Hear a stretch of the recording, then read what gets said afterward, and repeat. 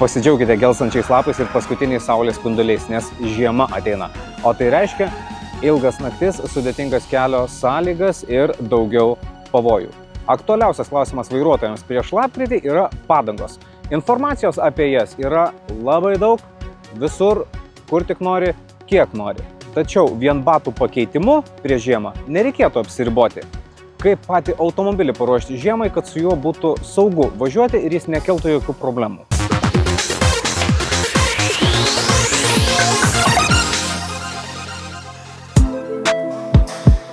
Nors padangos pagrindinis automobilio kontaktinis plotas su keliu, pats automobilis per daug sudėtingas inžinerinis kūrinys, kad galėtume pro akis praleisti ir kitus besidėvinčius ir skirtingai priklausomai nuo eismo sąlygų veikiančius komponentus. Jeigu naujų automobilių vairuotojai žiemos gali laukti ramiai, tai norint saugiai keliauti senesnių automobilių, prieš žiemą jį reikėtų patikrinti, o juk mūsų su vyresnio amžiaus ratuočiais dauguma. Taigi į ką reikėtų atkreipti dėmesį, norint žiemą važinėti be problemų? Pirmiausia, stabdžius. Reikia, kad jie stabdytų ne tik gerai, bet ir efektyviai. Tolygus stabdymas reiškia, kad turi būti vienoda jėga ratuose stabdymo. Ta patikrinti galima specialiame stabdžių stende. Ką reiškia netolygus stabdymas? Slidžiame kelyje, paspaudus stabdžio pedalą, vienas ratas gali užsiblokuoti greičiau, automobilį iš karto suskersuos, o tada jau kaip Dievas duos, bortas, griovys arba dar skaudžiau kitas automobilis. Automobilių stabdžiai natūraliai besidėvintis komponentas, kuris gali ir nusidėvėti ne itin tolygiai, tad verta juos patikrinti stabdžių stende. Prie to paties, sumontavus naujas padangas, būtų pravartu patikrinti ir ratų geometriją. Ji, automobiliui sukant kilometrus, dėl stipresnių smūgių į duobes gali išsikraipyti, o dėl to sumažės automobilio stabilumas, greičiau ir netolygiai dils padangos. O netolygiai padilusios padangos vėlgi pavojus, kad po staigesnio stabdymo automobilis pasisuks jums netikėtą trajektoriją. Kitas svarbus atributas – matomumas. Kad būtų geras matomumas, pirmas dalykas turi būti geri valytuvai. Taip pat langų apiplovimo sistema veikia tvarkingai. Būtinai reikia pasikeisti prieš žiemą žieminį langų skystį.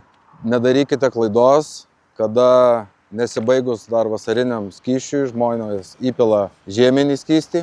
Vasarinio skysčio likučiai, esant šalčiui, likę sistemoje, užšąla, taip sugadindami purkštukus, šlangeles, patį skysčio siurbliuką ar net bakelį, kurį įpilamas skystis.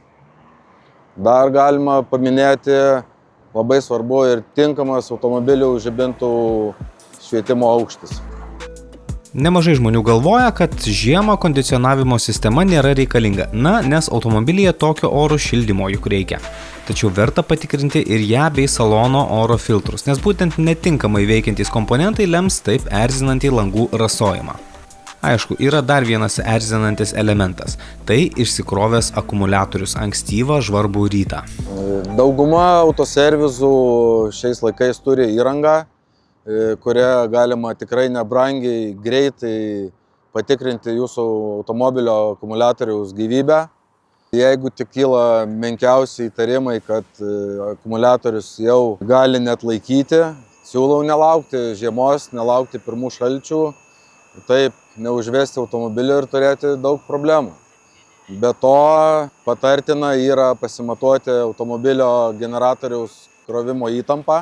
Nes jeigu generatorius netinkamai krauna akumuliatorių, tai naujo akumuliatoriaus pakeitimas duos tik tai porai dienų, savaitį išsigelbėjimo, po to vėl tas pats. Senesnių automobilių savininkai arba naujai nusipirkę naudotą automobilį turėtų atkreipti dėmesį ir į aušinimo skystį. Jį rekomenduojama keisti kas 5 metus, tačiau ir prisimenate, kada paskutinį kartą jį tikrinote. Aušinimo skystis laikui bėgant automobiliui, kaip sakau, dėvisi, praranda tam tikras savo cheminės savybės, praranda atsparumą šalčiui ir žiemos metu esant dideliai neigiamai temperatūrai paprasčiausiai gali užšalti. Iš patirties galime pasakyti, kad susidurime kiekvieną žiemą su tikrai nepigiais remontais, kaip aušinimo žarnų sutrūkimai, vandens pompų gedimai, pačių variklių remontas ar net variklių keitimai. Tai visada reikia pasitikrinti stiprumą jūsų aušinimo sistemos skysčio. Na ir nepamirškite įsigyti šitų daiktų. Jie gali būti naudingi. O jeigu juos turite, pasidėkite patogioje vietoje, kad pirmasis lapkričio sniegas jūsų neužkluptų netikėtai.